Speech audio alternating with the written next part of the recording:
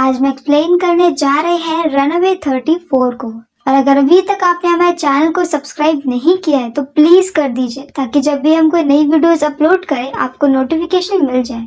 तो let's roll up the intro और चलो फिल्म सुने। तो कहानी शुरू होती है विक्रांत से, जो कि एक बहुत ही अमेजिंग सा पायलट होता है। वो काफी ज्यादा एक्सपीरियंस्ड होता है और वो 6 दिन से लगातार ट्रैवल कर रहा होता है। इस वक्त वो दुबई में होता है, जहाँ पर वो अपने होटल में होता है कि तभी उसे अपने दोस्त का कॉल आता है और वो उसे पार्टी के लिए बुलाता है।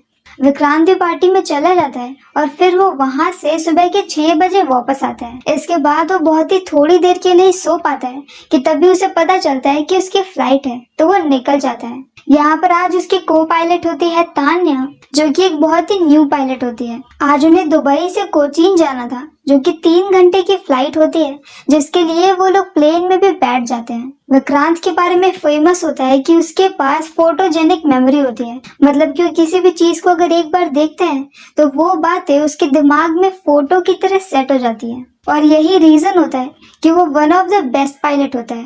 वो जिस कंपनी के लिए काम करता है उसका नाम होता है स्काईलाइन। अब यहाँ पर उसकी फ्लाइट में काफी सारे लोग होते हैं, जिनके बीच में हम क्यारी मिनाती को भी देखते हैं। और इसके बाद ये फ्लाइट अपनी उड़ान के लिए निकल जाती है। विक्रांत को यहाँ से जल्दी घर पहुंचना होता है, क्योंकि वो 6 दिन से ट्रैवल करके लगातार परेशान हो गया था। और उसके घर पे उसकी बेटी और वाइफ होती है, और नेक्स्ट डे उसकी बेटी का बर्थडे होता है। अब सीन शिफ्ट होता है कंट्रोल रूम में, जहाँ पर हमें पता चलता है कि इस वक्त जो आदमी कंट्रोल रूम से विक्रांत के प्लेन को नेविगेट करेगा, असल में कुछ ही दिन पहले उसकी बेटी की डेथ हुई है और वो काफी ज्यादा उदास है। पर यहाँ पर उसका ध्यान काम में लगा है, इसीलिए वो काम करने के लिए आगे है। पर अभी भी उसकी हालत बहुत खराब होती है, वो मेंटली फिट नहीं होता है। उनकी ये फ्लाइट रात की होती है, जहाँ पर मौसम लगातार बिगड़ता जा रहा होता है और तान्या काफी ज्यादा घबरा जाती है, क्योंकि वो नई पायलट होती है। लेकिन यहाँ पर विक्रांत बहुत ही आराम से नींद ले रहा होता है, मतलब कि वो चलते प्लेन में सो जाता है थोड़ी देर के लिए। इसके बाद वो उठता है, कॉफी पीता है और फिर उसका ध्यान बियर की बोतल की तरफ जाता है। और इसके बाद वो वॉशरूम में चला जाता है। थोड़ी देर बाद वो जब वापस आता है तभी तक भी मौसम और भी ज्यादा खराब हो गया था। यहाँ पर कंट्रोल रूम में, जहाँ पर वही आदमी बैठा होता है जिसकी बेटी की डेथ हो गई थी, उन्हें पता चलता है कि मौसम लगातार खराब हो गया है, इसीलिए अब वो लोग कोचीन में लैंड नहीं कर पाएंगे। विक्रांत यहाँ पर ये डिसाइड करता है कि वो दूसरी जगह पे लैंड करेंगे, पर असल में वो जो दूसरा एयरपोर्ट होता है वो भी कोचीन के ही पास में होता है, जहाँ का मौसम उतना ही ज्यादा खराब होता है। पर ये बात विक्रांत को पता नहीं होती है। हालांकि ये बात तान्या उसे बोलती है कि ऐसा हो सकता है, पर विक्रांत उसकी बात को नहीं सुनता है, क्योंकि उसे अपने ऊपर, अपने मैथ्स के ऊपर काफी ज्यादा भरोसा होता है।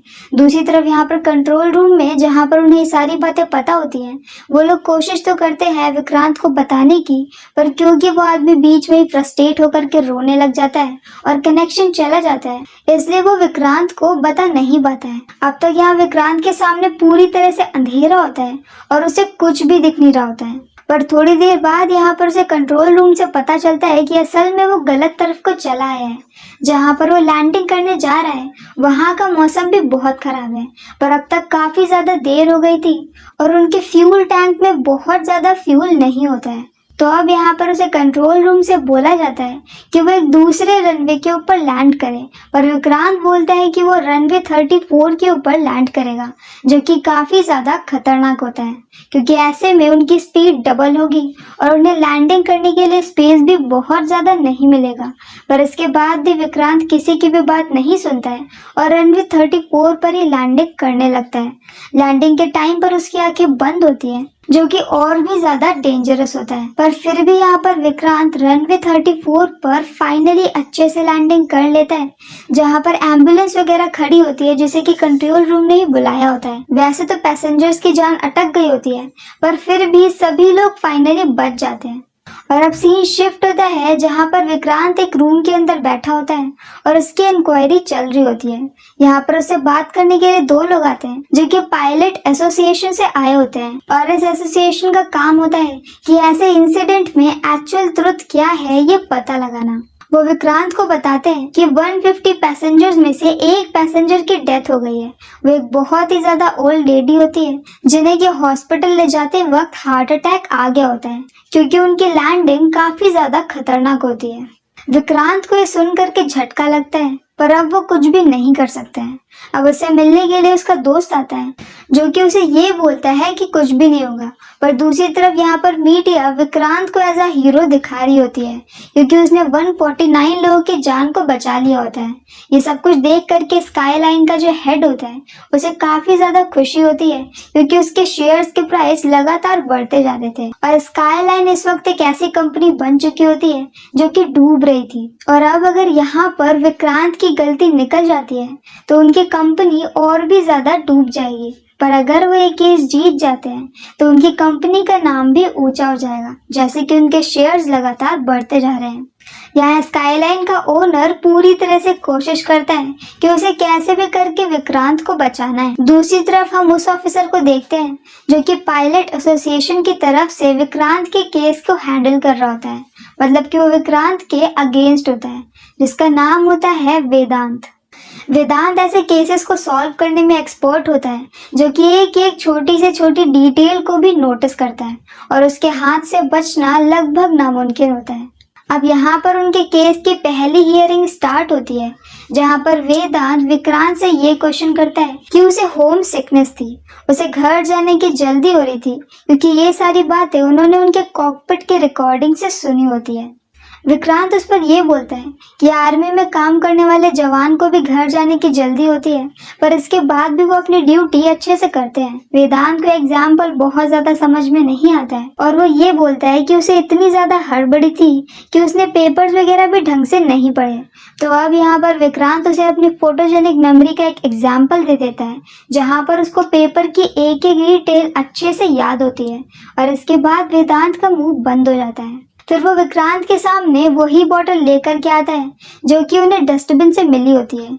ये एक अल्कोहल की बोतल होती है जिसे देख करके ये लग रहा होता है कि शायद विक्रांत ने ड्रिंक करी थी, जो कि एक पायलट के लिए गलत होता है क्योंकि रूल्स के अकॉर्डिंग फ्लाइट से 12 घंटे पहले तक पायलट कुछ भी ड्रिंक नहीं कर सकता है, मतलब कि कुछ भी अल्कोहलिक ड्रिंक नहीं कर सकता है। पर विक्रांत इस सवाल का कोई सीधा सा जवाब नहीं देता है जिसकी वजह से यहाँ पर वेदांत उसका लाई डिटेक्टर टेस्ट करवाने के लिए बोल देते हैं। विक्रांत इसके लिए भी हाँ बोल देता है क्योंकि वेदांत के पास और कोई भी ऑप्शन नहीं होता है क्योंकि स्काईलाइन कंपनी ने विक्रांत का मेडिकल सर्टिफिकेट बदलवा दिया था।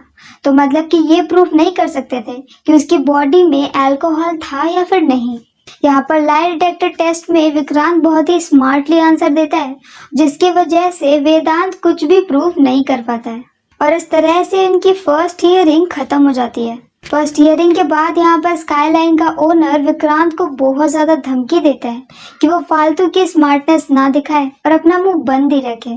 तो अब यहाँ पर विक्रांत ये बोलता है कि आपकी कंपनी की पॉलिसी वो समझ गया है और असल में आप लोग ऐसा ही करते हैं कि चाहे गलती किसी की भी हो, ब्लेम तो हमेशा पायलट पर ही जाएगा, अगर डेथ हो गई तो भी, अगर जिंदा है तो भी।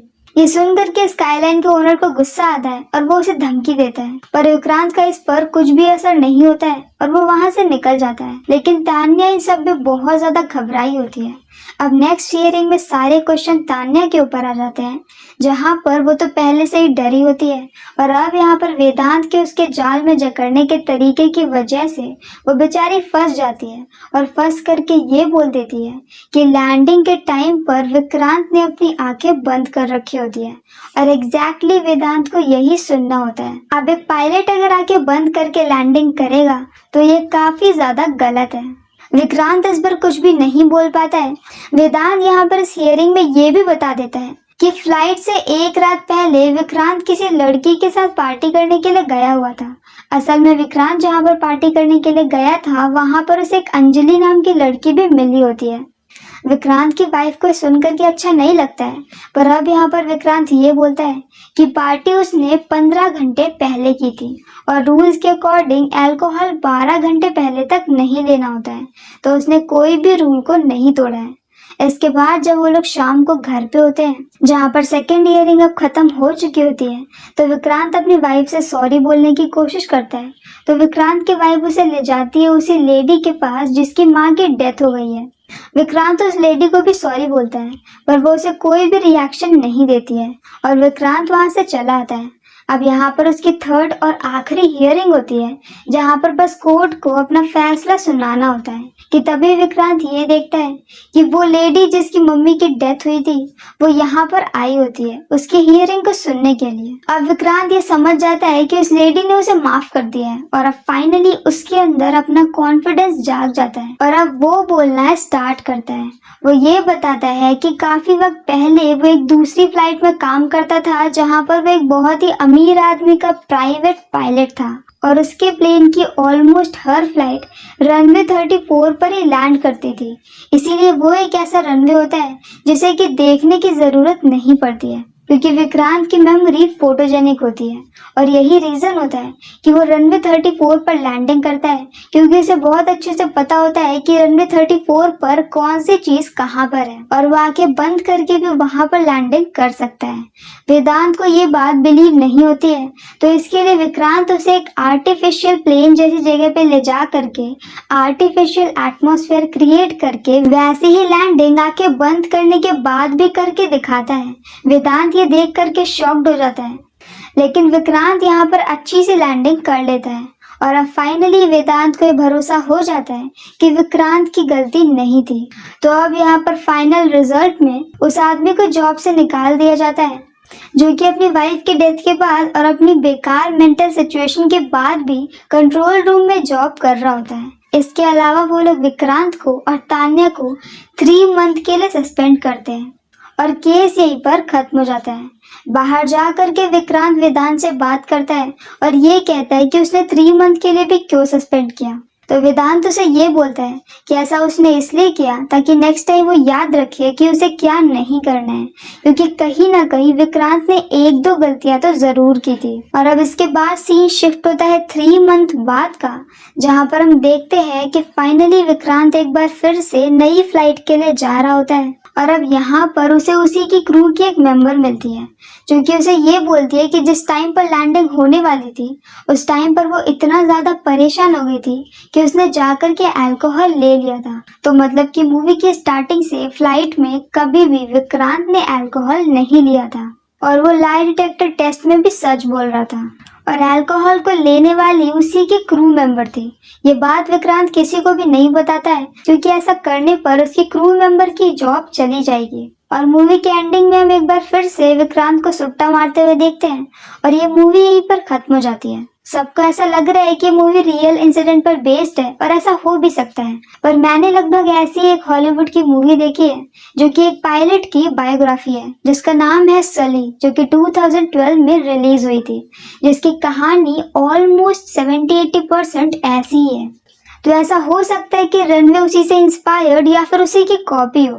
तो अगर आपको हमारा एक्सप्लेन पसंद आया हो तो प्लीज हमारी वीडियो को लाइक करें, शेयर करें और हमारे चैनल को सब्सक्राइब करें।